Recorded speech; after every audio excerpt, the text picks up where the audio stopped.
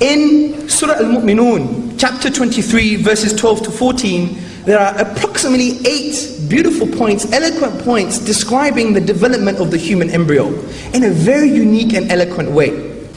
First and foremost, the Quran mentions nutfa. Now, according to classical dictionaries like Lisan al-Arab, and academic dictionaries like Lane's Lexicon, this word can mean a singular entity which is part of a bigger group of its kind, a single sperm from a collection of millions of sperms, and it can also refer to one female egg from a group of many other eggs in the ovaries. Hamza Tzortzis, senior researcher and lecturer at the Islamic Education and Research Academy, claims that a term used in the Quran called nutfa is defined by the 14th century classical lexicon named Lisan al-Arab as a singular entity from a bigger group of its kind, and that this definition means that the term nutfa refers to the sperm, ovum, and even the zygote, and not merely and purely to semen, which was considered as the reproductive material by those in the ancient world. Hamza's goal is for us to be impressed by a 7th century book making a reference to sperm cells and ovum and even the zygote long before scientists discovered them. Of course, then some of us decided to check Lisan al-Arab, and we could not find any definition even remotely close to a singular entity from a bigger group of its kind. Some of us then asked Hamza on his Facebook page to provide the original Arabic sentence from Lisan al-Arab that says nutfa is a singular entity from a bigger group of its kind. Hamza said he will get back, and when he did get back to us, it was in this form, found in version 2.1b, of his paper released in April 2012. He now says this very convenient definition is suggested by the following words in Lisan al-Arab: a single drop of water remaining in an emptied bucket. He also retracts his original position that nutfa can mean a sperm or an ovum. His new definition is hilariously desperate, as he states nutfa means a drop of fluid containing sperm or ovum. Let's not even comment on how much of a pathetic inference it is to say that the statement "a single drop of water remaining in an emptied bucket" suggests the very convenient definition of a singular entity from a bigger group of its kind. The reason for not commenting on it is because this is not where the story ends. Some of us then decided to check Lisan al-Arab again, and we still could not find the definition of a single drop of water remaining in an emptied bucket. However, there were 2 instances that could be considered as contenders for this definition. The first instance is only remotely close due to it containing a reference to a drop of water. However, this clearly cannot be helpful to Hamza or any other Muslim because this definition is not even referring to the same word in the Quran. The word in the Quran is nutfa. The word here is nutafa. Secondly, Lisan al-Arab is not even defining nutafa as a drop of water. Instead, nutafa is defined as a pearl of pure color, which the dictionary describes as being similar to a drop of water. It is not saying nutafa is a drop of water. Therefore, this cannot be what Hamza is referring to. The second instance comes very close to Hamza's given definition from Lisan al-Arab. However, it is also vastly different from what Hamza would like it to be.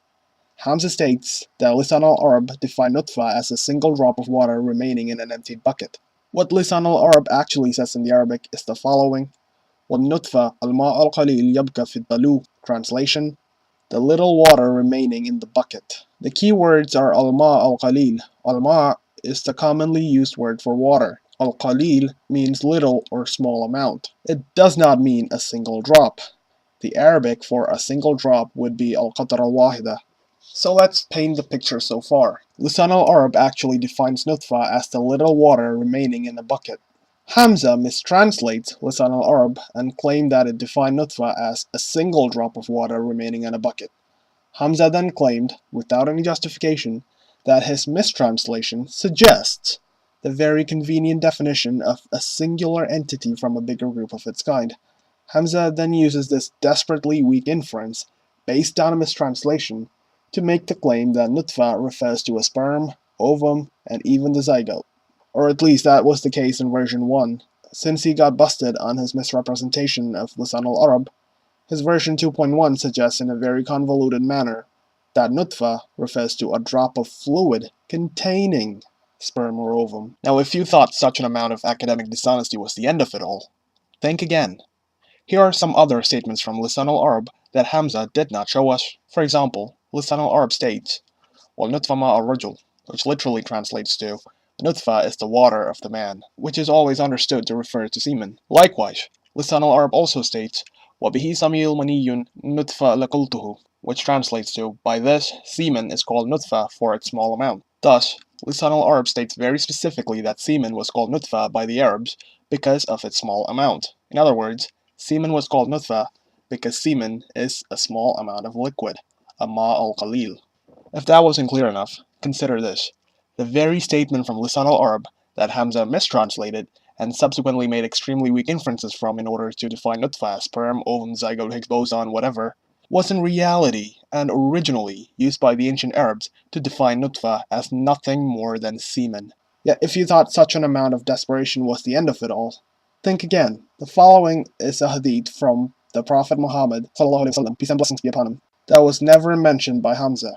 The hadith states the following regarding nutfa. إن أحدكم يجمع خلقه في بطن أمتي 40 يوما نطفة. Translation: Verily, the creation of each one of you is brought together in his mother's womb for 40 days in the form of a nutfa. Whether nutfa means semen, sperm, ovum, or even the zygote. Hell, I will even let it be a blastocyst for all I care.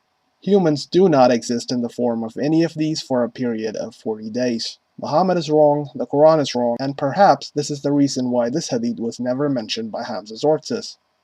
Have you ever seen a man more incompetent? Have you ever seen such a display of academic dishonesty? Would you like to see more examples of such dishonest attempts by Hamza Tzortzis? Well, now you can, with Embryology in the Quran, Much Ado About Nothing, a refutation of Hamza Tzortzis' Embryology in the Quran, a scientific linguistic analysis of chapter 23, authored by myself and Martin Taverell. And the best part is that it is all for free. I'm not even gonna ask for donations like a certain someone. All you have to do is visit www.embryologyinthequran.blogspot.com, where the paper can be downloaded or read online. The blog dedicated to debunking the famous Islamic embryology claim also presents the paper in an easily accessible and readable format by dividing the individual sections of the paper into different pages, as well as providing resources for researching the content and raising questions or criticisms. The paper can be discussed in the comment sections of the blog without any restrictions on the character limit. The blog also has information on how to contact the authors of the paper. If you're interested in knowing more about the paper, tune in to the Gin and Tonic Show airing on September 22nd at 8 p.m. GMT. The episode will be subsequently uploaded to the YouTube channel, The Gin and Tonic Show.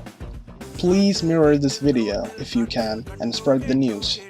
Thank you very much.